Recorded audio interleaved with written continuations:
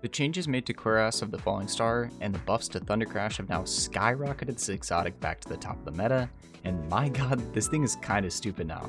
So coming into Revenant, they reworked the exotic perk for Cuirass. It still increases the damage of your Thunder Crash and grants you damage resistance, but now has the added feature of melee final blows while amplified grant you super energy. And let me tell you, using this with Prismatic Titan and Consecration allows for some ridiculously fast super gains while also having some of, if not the highest one-off super damage in the entire game. So yeah, it's pretty good now. Now before we get into the build, if you guys do enjoy the content, a like and sub would be greatly appreciated. And hey, come hang out with me live on Twitch Tuesdays, Wednesdays, and Thursdays at 1 PM if you want to talk builds, run endgame content, or even just chill. I'd really appreciate it. Thank you. So today's build focuses around as much ability spam really as possible through quick transcendence, which will lead into then extremely fast supers. Now how we will do this is by utilizing the aspect Consecration alongside Frenzied Blade for 3 melee charges, which we can then use to nuke bigger enemies and large groups of trash mobs. This will both quickly fill out our light transcendence bar and give us massive chunks to our super back. Depending on how many enemies each melee kills, it could even fill it up fully in just 2 to 3, which is insane. Now, this will still leave us needing a way to build up our darkness bar quickly. For that, we will use Shackle Grenade since it can tag multiple enemies and seems to just chunk up the bar pretty quick, which is, nice.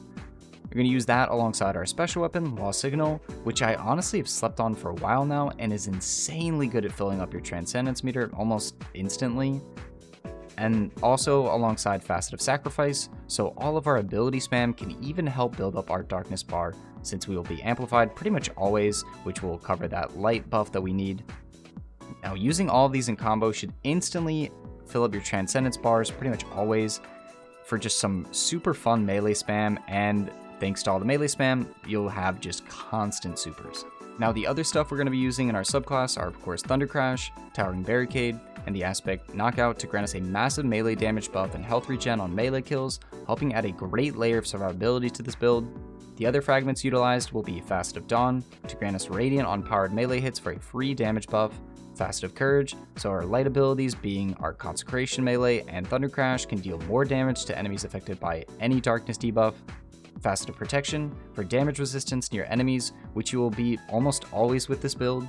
And then lastly, Facet of Devotion for increased light transcendence gains when defeating enemies affected by stasis and strand debuffs. Also, for that nice plus 10 strength, helping us have better melee cooldown. Now I'll leave a full on-screen image of the whole subclass screen in case you forgot anything from before, because I know it's just a lot, so I'll just leave it there so you can kind of see and plug in how you please. Now the weapons used for this build are going to be, as I said before, Law Signal in the kinetic slot with auto-loading in either One For All or Vorpal. I usually stick to Vorpal for boss enemies, but One For All is way better for ad clear, so I don't blame you for using that.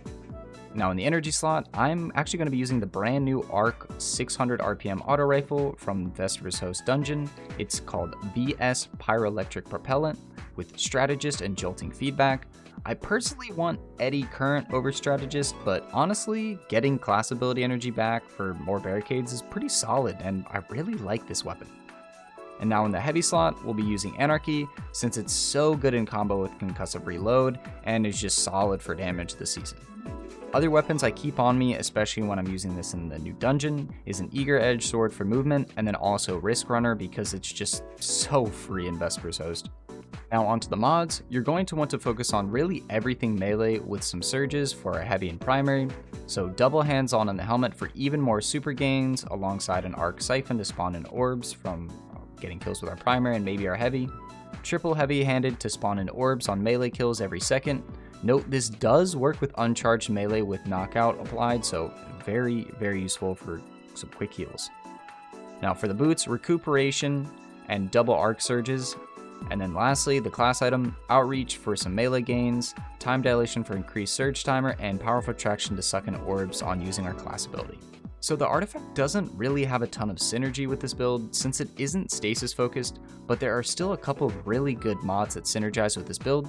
First being Rapid Impacts for a stacking reload speed buff to our GLs, Fell the Revenant, so we can do increased damage to Scorn, Trace Evidence, where rapid precision hits or final blows against enemies affected by Jolt will spawn in ionic traces, which will be really helpful in just getting even more ability regen. Concussive Reload, which grants us a 15% debuff to bosses, champions, and on breaking an enemy shield with a grenade launcher.